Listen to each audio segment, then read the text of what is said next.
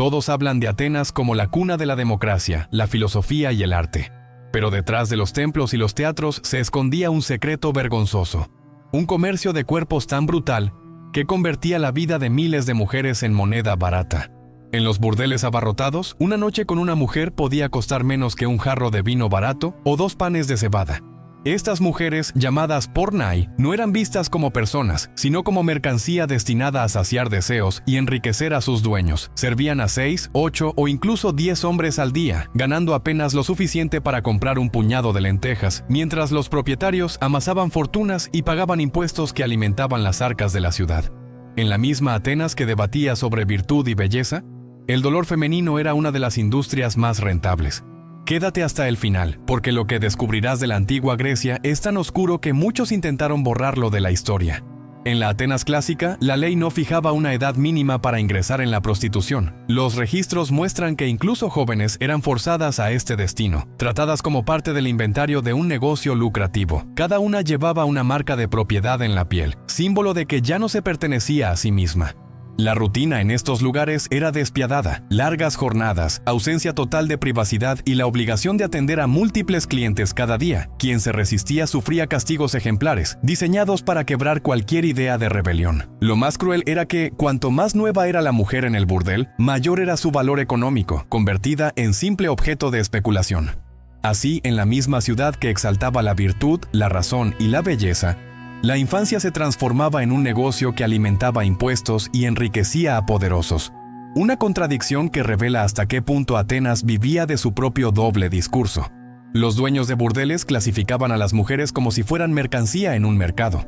Algunas eran valoradas por su origen, otras por sus características físicas o por su resistencia frente a los abusos.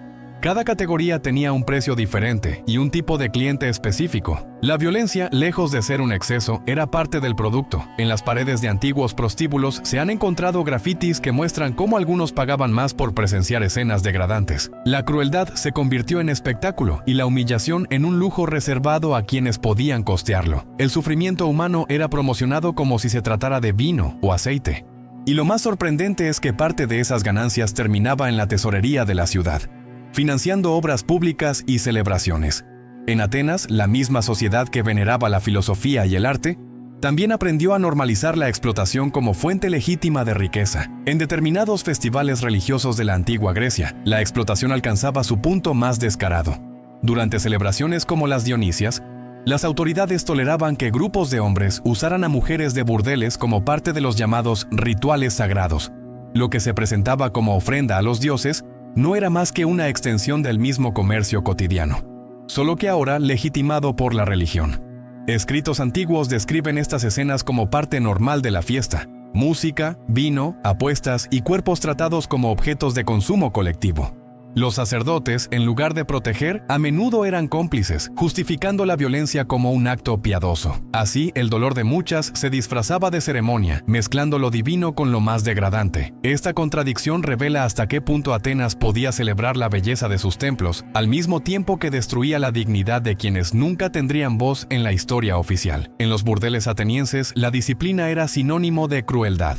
Un error mínimo, derramar vino, responder de forma equivocada o mostrar cansancio, podía bastar para recibir castigos ejemplares. Algunas eran aisladas durante días sin comida ni agua, otras expuestas al frío o al sol como forma de escarmiento. Los objetos más comunes, desde copas de bronce hasta bastones de madera, se transformaban en instrumentos de corrección. Lo más perverso era que ciertos clientes eran invitados a presenciar o incluso participar de estas humillaciones, convertidas en un macabro entretenimiento. Los propietarios llamaban a estas prácticas formación o corrección de carácter, cuando en realidad eran mecanismos para mantener el miedo constante. En una sociedad que exaltaba la perfección del cuerpo humano en esculturas de mármol, los cuerpos de estas mujeres eran tratados como lienzos de golpes y cicatrices. Una contradicción brutal que revela el lado más oscuro de Atenas. Intentar escapar no era visto como un acto de desesperación, sino como un crimen, robo de propiedad contra el dueño. Las consecuencias eran brutales y siempre públicas. Documentos judiciales muestran que las fugitivas podían ser marcadas con hierro en el rostro o exhibidas en plazas para servir de advertencia. Algunas fueron encadenadas en postes bajo el sol o la lluvia, convertidas en ejemplos vivientes de lo que ocurría a quien desafiaba el sistema. Incluso en los templos, Donde algunas buscaban refugio, la justicia brillaba por su ausencia. Sacerdotes aceptaban sobornos y devolvían a las mujeres a sus amos, reforzando la idea de que los derechos de propiedad pesaban más que la misericordia divina. El mensaje era claro: no había lugar seguro, ni en la ciudad ni en los altares. Atenas, orgullosa de su democracia, cerraba los ojos ante la realidad de quienes jamás serían consideradas ciudadanas. La mayoría de las mujeres explotadas en los burdeles de Atenas no llegaban a vivir más allá de los 25 años. El desgaste físico, las enfermedades, la malnutrición y la violencia constante se combinaban en un ciclo de muerte temprana. Los propietarios no invertían en cuidados médicos, porque resultaba más barato reemplazar una vida que tratar una herida.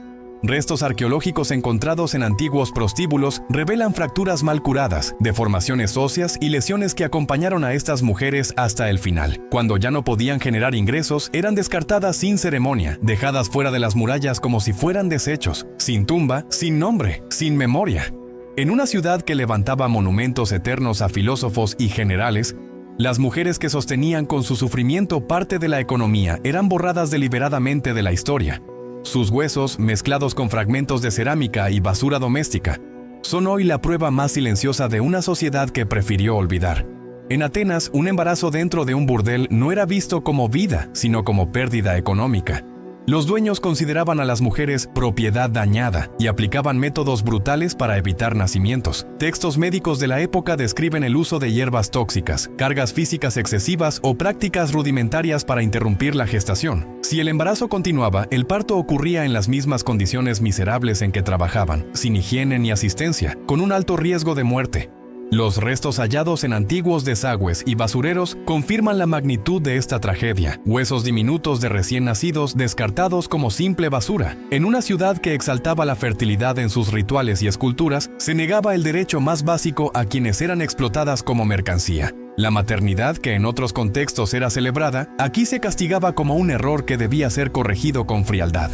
Incluso aquellas que lograban una relativa mejora en su condición, seguían siendo prisioneras de un sistema inquebrantable. Algunas podían convertirse en favoritas de un dueño o de un cliente adinerado, recibiendo ropas finas y un espacio privado, pero eran privilegios frágiles, dependientes del capricho de un hombre. En cualquier momento podían ser devueltas al burdel común o castigadas con violencia. Al final, todas compartían el mismo destino: el olvido. La sociedad ateniense no les permitía un lugar en la vida pública, y tras la muerte eran privadas incluso de ritos funerarios. Sus cuerpos eran arrojados en fosas sin nombre, borradas de la memoria colectiva. En la cultura que elevó a sus héroes en versos eternos y celebró la perfección del cuerpo humano en el arte, estas mujeres fueron reducidas a fantasmas. Existieron, pero la historia oficial decidió no recordarlas, sellando su dolor bajo el mármol de templos que aún hoy admiramos. La grandeza de Atenas se edificó sobre un contraste insoportable. Mientras en la plaza pública se debatía sobre justicia, democracia y virtud, a pocas calles mujeres eran tratadas como mercancía desechable. El mármol del Partenón y la gloria de sus teatros brillaban gracias a un sistema que lucraba con la explotación más cruel. La tragedia es que su sufrimiento fue borrado de la memoria oficial. No aparecen en las epopeyas, ni en las inscripciones, ni en los homenajes.